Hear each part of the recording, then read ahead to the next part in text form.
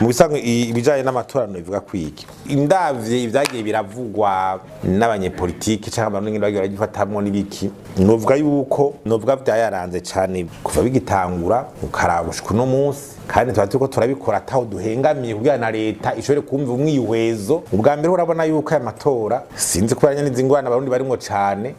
uravye kuva bo kwiyandikishura no kumengo nta anguma no kuvuga ngo nta gishika cabaye cane kubera ibibazo abarundi bafise mu by'ubutunzi n'ingene babayeho byarabaye byinshi ku buryo uri kurabigije amatora cumengo ntibabishize imbere mwaravye ngene kwiyandikisha ingene vyagenze donc manke nduga mbere tunabibonye mbere uwo menga ateye matora niki ahubwo bice